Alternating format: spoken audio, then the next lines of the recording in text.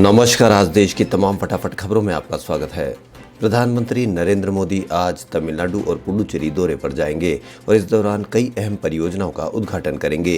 PM Modi Tamil Nadu और पुडुचेरी में होने वाले विधानसभा चुनाव से पहले चुनावी जनसभा को भी संबोधित करेंगे। बता दें कि इस साल अप्रैल मई में तमिलनाडु और पुडुचेरी के अलावा पश्चिम बंगाल, असम और केरल में विधानसभा चुनाव होने वाले हैं। प्रधानमंत्री Jawaharlal Nehru institute of post graduate medical education and research में ब्लड सेंटर और 100 बेड गर्ल्स हॉस्टल का उद्घाटन करेंगे।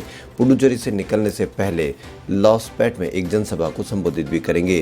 पीएम मोदी का पुडुचेरी दौरा बेहद खास है क्योंकि हाल ही में कांग्रेस के नेतृत्व वाली नारायणसामी सरकार गिर गई है और विधानसभा चुनाव के लिए भाजपा अपनी सियासी जमीन मजबूत करने की कोशिश कर रही है। दिल्ली में बीते 15 साल में फरवरी महीने में बुधवार सबसे गर्म दिन रहा। मौसम विज्ञान विभाग ने बताया कि बुधवार को अधिकतम तापमान 32.5 डिग्री सेल्सियस दर्ज किया गया। राष्ट्रीय राजधानी में बुधवार सुबह मौसम गर्म रहने के साथ ही उमस भरा रहा और हवा में आर्द्रता का स्तर 100% तक दर्ज किया गया। वहीं न्यूनतम तापमान सामान्य से 1 डिग्री सेल्सियस अधिक रहा।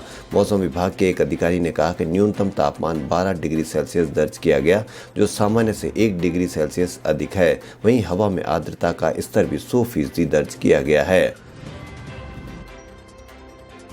यूपी के एक मेडिकल कॉलेज पर नियमों की अनदेखी कर अपनी मर्जी से दाखिला करने पर 5 करोड़ रुपए का जुर्माना लगाया गया है। सुप्रीम कोर्ट ने बुधवार को एक फैसले में यूपी के सरस्वती मेडिकल कॉलेज पर नियमों की अनदेखी कर अपनी मर्जी से सत्र 2017-18 में 136 छात्रों का दाखिला लेने पर 5 करोड़ रुपए का जुर्माना लगाया है। जुर्माने की रकम का इस्तेमाल उत्तर प्रदेश में मेडिकल कॉलेज में दाखिले के इच्छुक जरूरतमंद छात्रों को वित्तीय सहायता प्रदान करने में होगा। जस्टिस एल नागेश्वर राव और जस्टिस एस रविंद्र भट्ट की पीठ ने सरस्वती एजुकेशन ट्रस्ट की याचिका खारिज करते हुए कहा कि कॉलेज द्वारा जानबूझकर नियमों की अनदेखी करने को माफ नहीं किया जा सकता है। हालांकि ये देखते हुए छात्रों ने एमबीबीएस द्वितीय वर्ष को पूरा कर लिया है, इसलिए उनके दाखिले को रद्द करना उचित नहीं होगा। कांग्रेस के वरिष्ठ नेता कपिल सिब्बल ने पार्टी के पूर्व अध्यक्ष राहुल गांधी के केरल में दिए गए बयान को लेकर अपनी प्रतिक्रिया दी है। सिब्बल ने कहा कि मतदाताओं की समझ का सम्मान किया जाना चाहिए, इसके लिए कि वे जानते हैं कि किसे वोट करना है और क्यों करना है। हालांकि केरल के बयान पर बीजेपी की ओर से तीखे हमले को लेकर उन्होंने राहुल गांधी का बचाव किया। कांग्रेस की एक के बाद एक पराजय के बाद पार्टी नेतृत्व के खिलाफ खुले तौर पर सुर उठाने वाले असंतुष्ट नेताओं में शामिल सिब्बल ने कहा कि राहुल गांधी अपने बयान पर ज्यादा बेहतर तरीके से सफाई दे सकते हैं, लेकिन बीजेपी का कहना है कि कांग्रेस बांटो और राज करो की नीति पर चलने की कोशिश कर रही है। ये हास्यास्पद है। रेलवे ने कम दूरी के सफर पर किराया बढ़ा दिया है। बढ़ा हुआ किराया 3% से कम ट्रेनों पर लागू होगा। भारतीय रेलवे ने किराया बढ़ने के पीछे तर्क दिया है कि कोविड के चलते कम दूरी की ट्रेनों में लोग न चढ़े। इस किराया वृद्धि से ट्रेन में 30 से 40 किलोमीटर की दूरी तय पैसेंजर ट्रेन से तय करने वालों पर भार पड़ेगी। रेलवे का तर्क है कि 20 से 30 रुपये किराए वाले टिकट पर ही ये वृद्धि लागू होगी। कांग्रेस के पूर्व अध्यक्ष राहुल गांधी ने कम दूरी के सफर पर रेलवे की ओर से किराए में की गई इस वृद्धि पर केंद्र सरकार पर निशाना साधा। उन्होंने एक ट्वीट में लिखा कि कोविड आपदा आपकी अवसर सरकार का पेट्रोल, डीजल, गैस, ट्रेन किराया मध्य वर्ग को बुरा फंसाया। लूट ने तोड़ी जुमलों की माया। गौरतलब है कि 2 दिन पहले जब राहुल गांधी ने ट्वीट किया था तब रेलवे ने इसे तथ्यात्मक रूप से गलत बताया था। अब 2 दिन बाद किराए में की गई वृद्धि को स्वीकार किया है। मोटेरा स्टेडियम का नाम नरेंद्र मोदी स्टेडियम रखने को लेकर सियासी विवाद बढ़ता ही जा रहा है। कांग्रेस के पूर्व अध्यक्ष राहुल गांधी ने भी मोटेरा स्टेडियम का नाम नरेंद्र मोदी स्टेडियम रखने को लेकर निशाना साधा है। उन्होंने बुधवार को ट्वीट कर कहा कि सुंदर सच्चाई कैसे खुद ब खुद सामने आ जाती है। Narendra Modi stadium Adani and Reliance and Jay Shah इसकी अध्यक्षता कर रहे हैं। उन्होंने हम दो हमारे दो के हैशटैग के साथ ट्वीट किया है। राजस्थान के मुख्यमंत्री अशोक गहलोत ने बुधवार को बजट भाषण में खूब शेरो शायरी की। सियासत के जादूगर कहे जाने वाले गहलोत ने कभी विपक्षी नेताओं पर तो कभी सरकार गिराने का दांव खेल चुके अपने ही लोगों पर जमकर निशाना साधा। उन्होंने इशारों में ही पार्टी आला कमान को भी संदेश दे दिया। भाषण के दौरान गहलोत ने बेहद सधी हुई लाइनों के जरिए अपनी बात पूरी की। उन्होंने शेर भी पढ़े तो संस्कृत के श्लोक और मोटिवेशनल बातों के जरिए भी अपना मैसेज दिया। बजट की कुछ खास बातें। प्रतियोगी परीक्षाएं देने वाले राजस्थान के युवाओं को रोडवेज में फ्री यात्रा की घोषणा की है। 2 साल में 50,000 युवाओं को नौकरी देने का ऐलान भी किया गया है।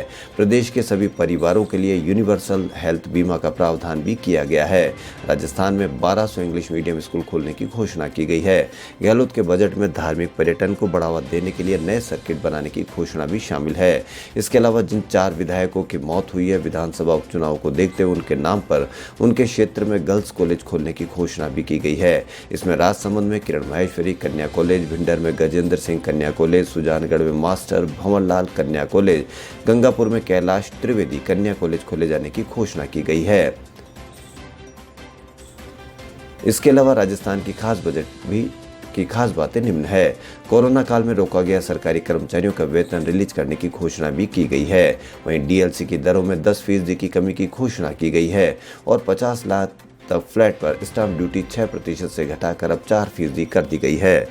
सरकारी लड़कियों के तर्ज पर अब सभी महिलाओं को मुफ्त सैनिटरी नैपकिन देगी सरकार। नए वाहनों के साथ फिर से ग्रामीण बस सेवा शुरू होगी। इस बस सेवा को भाजपा शासन में बंद कर दिया गया था। 30 मार्च को सभी जिलों में राजस्थान उत्सव होगा। दूसरे राज्यों की संस्कृति से रूबरू कराने के लिए 10,000 युवाओं को भेजा जाएगा। फिल्म प्रोत्साहन नीति बनेगी। राजस्थानी फिल्म को 25 लाख रुपए की सहयोग राशि और जीएसटी पर 100% छूट दी जाएगी। वहीं खेतों की बिजली के लिए नई कंपनी बनाएंगे। इसमें 1 के बजाय 2 महीनों में बिल भेजे जाएंगे। 50,000 किसानों को नए कनेक्शन भी दिए जाएंगे। वहीं गहलोत सरकार अब प्रदेश के सभी परिवारों को स्वास्थ्य बीमा करेगी। आयुष्मान भारत महात्मा गांधी राजस्थान स्वास्थ्य बीमा योजना की तर्क पर यह योजना लाई जाएगी। इसमें प्रदेश के सभी संविदा कर्मचारी, लघु और सीमांत किसानों का प्रीमियम सरकार वहन करेगी, जबकि राज्य के शेष परिवारों को सालाना 850 रुपये प्रीमियम भरना होगा। बजट घोषणा के अनुसार नई स्वास्थ्य बीमा योजना में राजकीय और निजी अस्पतालों में इलाज की कैशलेस सुविधा मिल सकेगी। 1 मार्च से 60 से अधिक उम्र के लोगों को कोरोना से बचाव का टीका लगाया जाएगा। यह टीका केवल सरकारी केंद्रों पे मुफ्त लगेगा, जबकि प्राइवेट में इसके लिए शुल्क देना होगा। यह शुल्क कितना होगा, यह 1-2 दिन में तय किया जाएगा। यह बात केंद्रीय मंत्री और बीजेपी प्रवक्ता प्रकाश जावड़ेकर ने बुधवार को कैबिनेट की ब्रीफिंग के दौरान दी। उन्होंने बताया कि ऐसे करीब 10 करोड़ लोग हैं। 10,000 सरकारी केंद्रों में टीका दिया जाएगा। जावड़ेकर ने बताया कि पीएम नरेंद्र मोदी की अध्यक्षता में आज हुई बैठक में 3 महत्वपूर्ण फैसले हुए और एक पर चर्चा हुई। कोरोना को लेकर देश ने एक सफल लड़ाई लड़ी है और अन्य देशों के मुकाबले हमारे यहाँ मौत भी कम हुई है। उन्होंने बताया कि 1 मार्च से 60 साल से ज्यादा और 45 वर्ष से ऊपर ऐसे लोगों का टीकाकरण अभियान शुरू होगा। कोविड-19 के कम होते मामलों के बीच कोरोना वायरस के नए स्ट्रेन ने मुश्किलें बढ़ा दी है। भारत में भी वायरस का नया स्ट्रेन तेजी से पैर पसारता नजर आ रहा है। वहीं केरल, महाराष्ट्र, पंजाब, मध्य प्रदेश, छत्तीसगढ़ में संक्रमण के मामले तेजी से बढ़ रहे हैं। राज्यों में बढ़ते मामलों को देखते हुए रेलवे भी अलर्ट हो गया है। फिलहाल पैसेंजर ट्रेनों के लिए यात्रियों को इंतजार करना पड़ सकता है। रेलवे मंत्रालय के एक वरिष्ठ अधिकारी ने नाम न छापने के अनुरोध पर कहा कि कुछ राज्यों में संक्रमण के मामले तेजी से बढ़ रहे हैं। ऐसे में सभी पैसेंजर ट्रेनें एक साथ शुरू करने के संक्रमण का खतरा बढ़ सकता है।